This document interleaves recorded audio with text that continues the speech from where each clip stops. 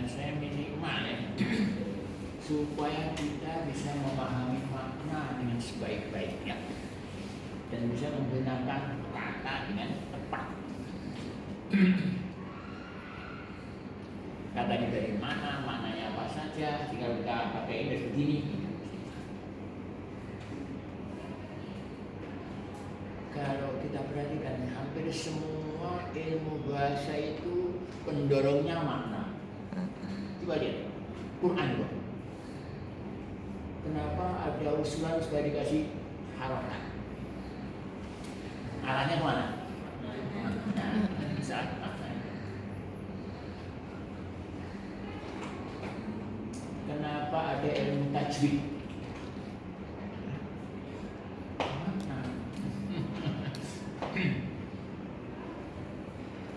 Kenapa kalau wakur robi ya, lambingan rob harus digandeng kan?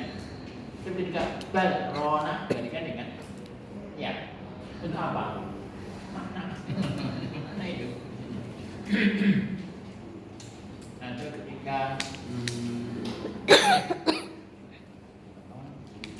bal yang terkait dengan roh yang mau apa namanya? Surat Al-Qiyamah ya. Bal apa? Bal rokin ya. Man rok gitu kan? Bukan marok kan? Man rok. Apa kalau dibaca marok itu jadi artinya berbeda? Kurang. Karena apa? Betapapun ya makna itu dari kata, dan kata itu suara, sehingga beda suaranya di pengaruhannya kan beda. Nahwu pendorongnya apa? Makna. Makna itu. Dan perlu diketahui kumpulan kata kalau nggak ada nahwunya nggak bisa dipahami. Kumpulan kata kalau nggak ada nahwunya nggak bisa dipahami. Coba namanya ada syair Ibnu Qais yang terkenal apa? Kifa nabki min dikra habibin wa mansiri gitu kan? Kifa nabki min dikra habibin wa mansiri. Paham? Mengapa kita paham? Ada. Nah, yang dibaca ya Pak? Kaitan antar kata. Maka ketika kata ini diajak, tidak akan naik. Umpamanya Kifa, Mansiri, Habibin, Zikro, dan yang ngerti kan? Karena nggak jelas itu kaitannya apa antara satu dan yang lainnya. Nah, maka yang mendorong nahwu itu ya sorof, makna lagi kan?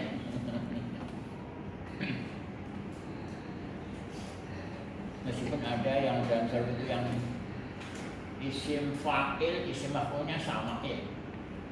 Seperti apa? Iftar. Ya. Isim fa'ilnya apa? Muhtar. Isim maf'ulnya? Muhtar.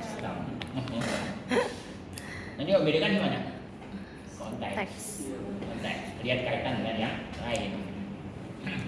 Nah itu nahwu. Sorok nahwu. Berarti balaghah. Bedanya nahwu dengan balaghah apa? Dalam memahami sesuatu. Kok nahwu cukup satu kalimat selesai. Kalau balaghah mungkin enggak cukup satu kalimat, dia bisa mungkin satu. Hal ini yang bisa ketemu. Atau dua tiga kali bisa ketemu dengan balaghah. Ini mas saya termasuk perubahan kata juga. Itu kan pendorongnya makna. Mengapa ya memang bahasa itu isinya kata sama makna ya kan? Nanti yang bikin macam-macam itu apa? Konteksnya dan perkembangan terusnya itu tadi macam-macam. Dan kalau oh iya, kan setiap ilmu itu muncul dari minal mutabaksirat, minal mutafarriqat gitu kan. Ambil, jadi akhirnya jadi satu sistem yang udah teratur, definisinya apa, pembagiannya apa-apa saja, bagaimana masing-masing ini ada cabang-cabangnya, itu baru ilmu. Yang paling jadi sumbernya makna itu siapa? Siapa jadi sumbernya makna itu? Yang paling pintar bikin makna siapa?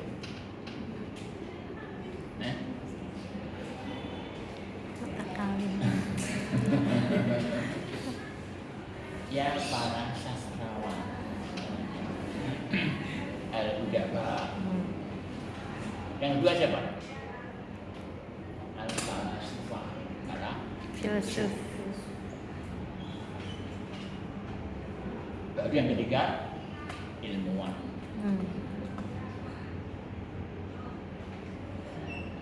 Mengapa? Orang yang paling banyak kayanya itu kan sastrawan kan? Kayaknya itu. Oh, dia mesti menemukan kata-kata yang itu. Puitis. Dan umumnya tidak mau terikat dengan aturan yang lazim. Kenapa?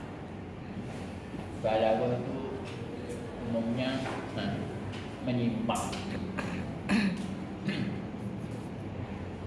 Contoh momen seperti yang kita sampaikan dalam surat Kahfi, kaburat kalimatan takhruju min afwahihim. Kaburat kalimatan. Kenapa nggak kalimat?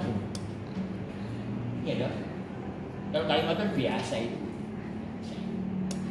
Kaburat kalimatan. Kok kalimatan? Ya. Nah itu dalam kajian ya ilmu muslimnya untuk apa? Mufaja. Jadi kaget kan? Kemudian apa bedanya kalimatan sama kalimatan sih? Kalau kalimatan menggunakan apa? Tamyiz. Tamyiz mesti sebelumnya ada apa yang ditamyiz dulu kan? Iya. Kalau kalimatan itu fa'il, habis kan? Tapi kalau kalimat fa'ilnya mana? Nah, ini kan. Nah, itu mode apa? Dia inginnya yang tidak biasa. Mengapa? Kalau nggak biasa itu berarti dia udah pakai kreativitas dan pakai kecerdasan dia udah pakai. Kalau yang biasa itu biasa aja. Maka para komedian mungkin kan ya nggak biasa dia, yang biasa nggak menarik kan? Kita punya slangnya, anak mami ya. Iya ya. Udah ngeri kan? Ketek mami gitu. Ya, artinya dia ingin keluar dari yang maka makna-makna boleh bilang biasanya banyak apa? Makna imajinator ya, makna-makna khayalan. Nah, itu juga bahwa dia khayalnya tinggi. Nah, terganti nggak nyampe situ. Nah, sekarang setelah mengumpul, nah di antara ya pengumpul makna itu siapa? Pembuat Kamus. Maka Khalil Ibnu Ahmad termasuk ya apa perintis kamus Arab pertama itu beliau. Meskipun banyak yang meragukan ini jamaah ini apa benar-benar yang punya Khalil atau punya yang lain, tapi banyak kebenaran memang ya ada yang asli, ada yang tambahan katanya begini. Yang awal yang asli, yang berikutnya itu tambahan katanya. Tapi betapapun boleh termasuk perintis pembuat awal dan itu punya al-fadlul muqtadi kan itu punya. Ya, yang dianggap paling banyak tahu kosakata siapa? Jadi Ibnu Abbas. Orang nggak ngerti Quran tanya itu hubungannya apa sih? Ada yang pernah tanya, mana fator? Fator Islam itu ada kan? Dia bilang, oh saya pernah lihat ada orang Badui berantem tentang siapa yang pertama kali menggali sumur itu. Ana Fatihah. Oh berarti Fajar itu yang pertama kali mengadakan sesuatu itu. Oh, nah, ini jadi belajar dari orang Badui kata buahnya. Nah, mereka yang punya asli bahasanya. Setelah maka dulu kan sebelum Islam itu ada yang sering cerita itu penyusuan, ya kan? Nah, ini kan disusukan oleh siapa? Khadijah. Animatus Sa'diyah. Yang paling lama lah. Kenapa? Nggak bisa sendiri ibunya, ya? Itu umumnya orang-orang kampung itu orang yang polos, asli, nggak macem-macem, dan lebih disiplin. Termasuk disiplin bahasa, penggunaannya itu mesti sesuai dengan kaidah yang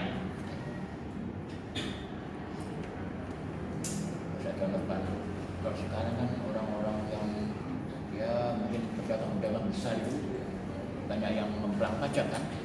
Orang kampung nggak ada ngemplang itu, mereka aktif ya. Termasuk bahasanya, bahasa mereka bahasa yang masih asli, yang masih ya belum di.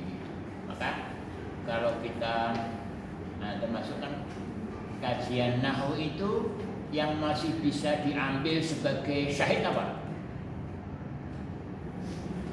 Bahasa Arab untuk orang Badui itu sampai 4 Hijriah. abad pertama ya. 4 Hijriah. 4 Hijriah kalau nggak salah. Ya. Orang-orang yang hadir udah nggak bisa.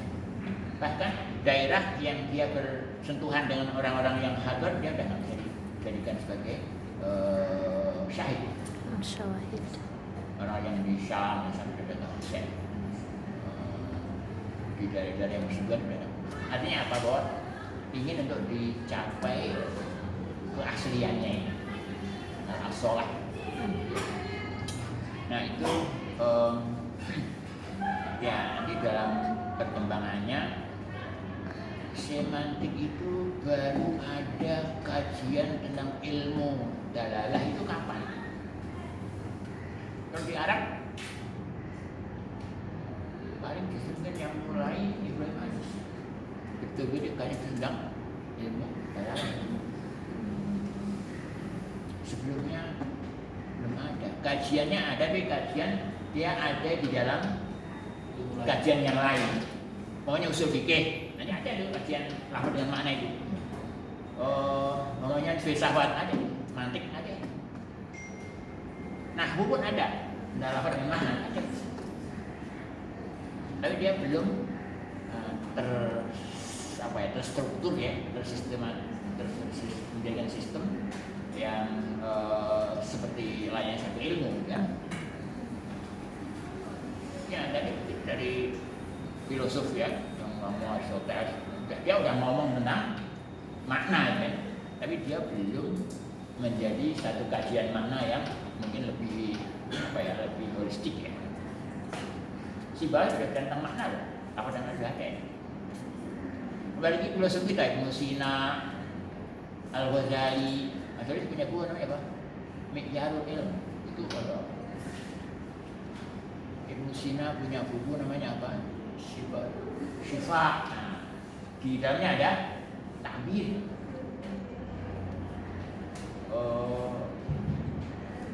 Ya, Imam Ghazali banyak.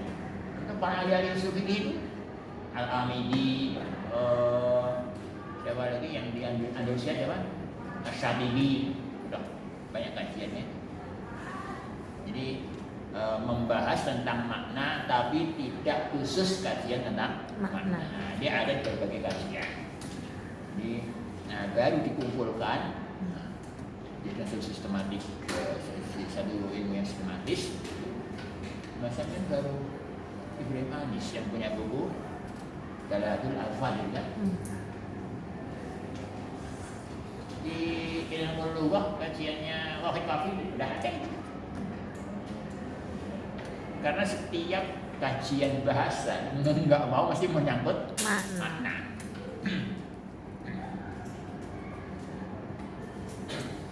Nah, katanya mana yang lebih dulu? Pemakaian balaghah, pemakaian makna sama bareng-bareng. Orang ketika orang-orang jahiliyah itu bikin syair, ini kan udah dua-duanya itu.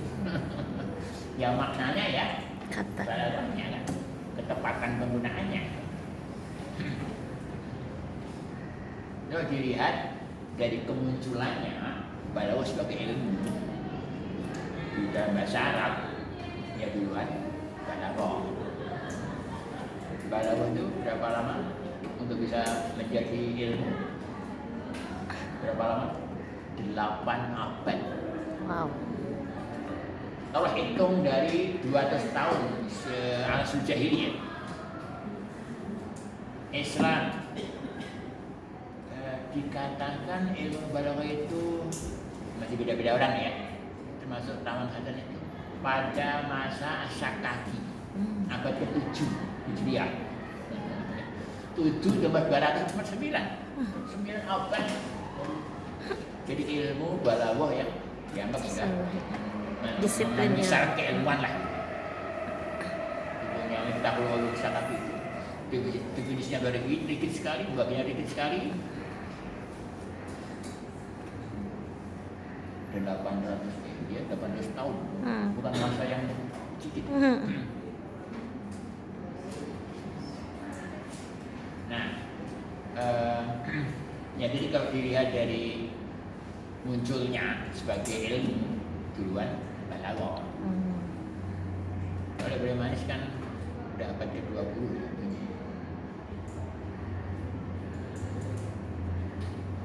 Nah, kalau bagaimana hubungannya ini balaghah masuk dalam masuk balaghah beririsan. Irisan.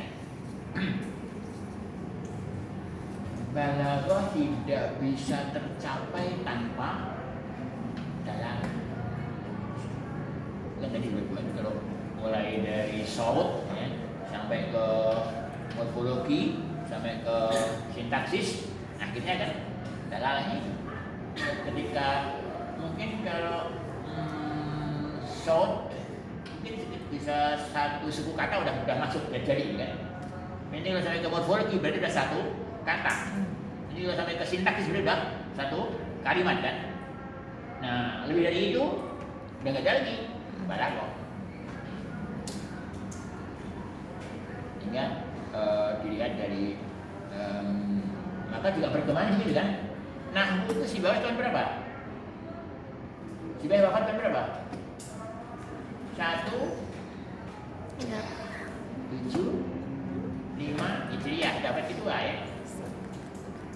Nahwu abad 2 ada. Mulai terkumpul nahwu itu kritik-kritik sastra itu terkumpul dan nanti menjadi namanya apa? Nuqtat tahawul ya, perubahan dari naqd ke balaghah. Itu masa siapa? Masa Qudamah Ibnu Ja'far. Itu abad keempat 337 bahasa lupa Hijriah, abad keempat. nanti dikeluarkan oleh mamanya Abu Hilal Al-Askari. Itu udah bait ke berapa ya? 5 bait ke 4 ya, 5 ya? 4 ya. Sama-sama ngerjakan tujuh ya. Nah, nanti sampai ke Abdul Qadir Jurjani dapat berapa? 5.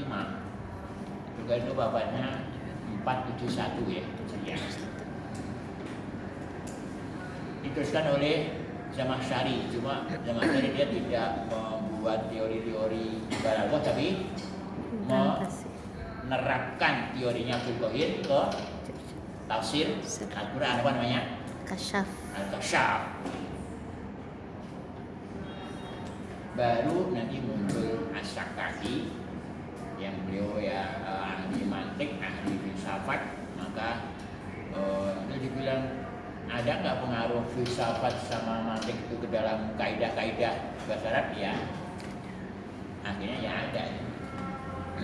Artinya mungkin awalnya enggak, tapi lama-lama ya ada.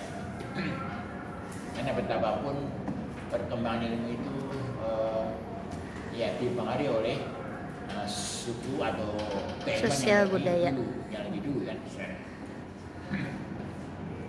Nah itu jadi kalau ditanya apakah balaghah masuk di dalalah apa dalam balaghah, kalau saya bilang itu iris mengiris.